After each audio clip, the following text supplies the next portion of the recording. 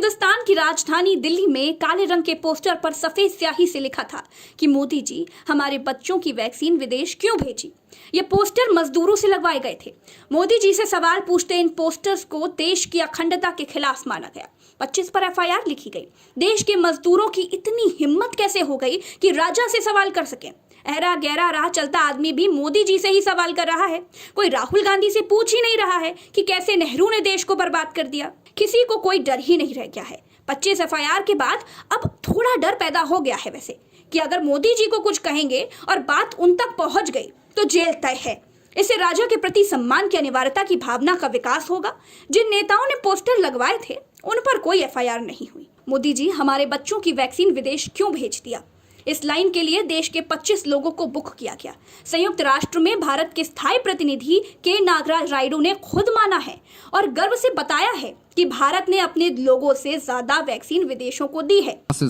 Has also supplied vaccines to over 70 nations. In fact, as of today, we have supplied more vaccines globally than have vaccinated our own people. क्या इन पर भी सरकार FIR करेगी या फिर ये विदेश में बताने से इमेज चमकती है और देश में कोई पूछ ले तो देश की अखंडता को खतरा हो जाता है। ये बताने की भी कोशिश चल रही है कि मोदी जी ही देश हैं। प्रधानमंत्री से सवाल का मतलब देश से सवाल है, तिरंगे से सवाल है। दिल्ली में जिन मजदूरों और प्रिंटिंग प्रेस वालों पर एफआईआर हुई है उन पर चार्ज पीडीपीपी का लगाया गया है, यानी prevention of damage to public property act 1984। Hindi में इसे लोक संपत्ति नुकसान निवारण अधिनियम 1984 का कानून कहते हैं। कागजों में बताया गया है कि पोस्टर लगाने से पब्लिक प्रॉपर्टी डैमेज हो गई है, इसीलिए पोस्टर लगाने वाले मजदूरों पर मुकदमा दर्ज हुआ है। पब्लिक प्रॉपर्टी बहुत महंगी होती है। जिस दीवार पर लोग पेशाब करते थे, जहां कुत्ते मल त्याग करते थे, जहां लोग पान खाकर थूकते थे, वहां तक पोस्टर चिपका दिए थे। इन अनपढ़ों को कौन समझाए कि लगाना ही था तो पोस्टर पेट्रोल पंप पर लगाते। खैर, सीरियस नोट पर मैं एक बात पूछना चाहती हूँ कि जब मोदी जी किसी राज्य में जाते हैं तो उनके स्वागत में शौचालयों की दीवारों से लेकर दिशा बताने वाले साइन बोर्डों तक में लल्लू, गुड्डू, पिंटू जैसे नेता, राज्यों के मुख्यमंत्री स्वागताकांक्षी बनकर पोस्टर लगा देते हैं।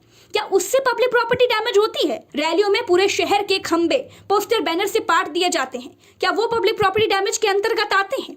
देखिए, भारत में जब किसी को गिरफ्तार किया जाता है तो एक धारा नहीं लगाई जाती है, कई धाराएं लगाई जाती हैं। दूसरी धारा लगाई गई प्रेस रजिस्ट्रेशन एक्ट 1867। ये धारा कहती है कि लिखने वालों की यह जिम्मेदारी है कि वो देश की अखंडता, प्रभुसत्ता और एकता को कायम रखने की दिशा में अपना रचनात्मक सहयोग दें। अभिव्यक्ति की आजादी के नाम पर मीडिया को राष्ट्रीय एकता और अखंडता के साथ खिलवाड़ करने की अनुमति नहीं दी जा सकती। तो पोस्टर में लिखा था कि मोदी जी आपने हमारे बच्चों की वैक्सीन विदेश में क्यों भेज दिया। क्या इस वाक्य से देश की एकता, अखंडता और राष्ट्रीय एकता को कोई खतरा है? ये तो अपने देश के प्रधानमंत्री से सवाल है ना। और अगर अब देश के प्रधानमंत्री से सवाल करना देश की अखंडता से खिलवाड़ है तो अब कानून में सीधा लिखना चाहिए कि कुछ भी हो जाए, आप कुछ भी करिए, बिना ऑक्सीजन के मर जाइए, बिना दवा के मर जाइए, गंगा में बह जाइए, बालू में दफन हो जाइए, लेकिन देश के प्रधानमंत्री से सवाल नहीं करिए। देश में बाकी सब चलेगा लेकिन प्रधानमंत्री से सवाल बर्दाश्त नहीं होगा।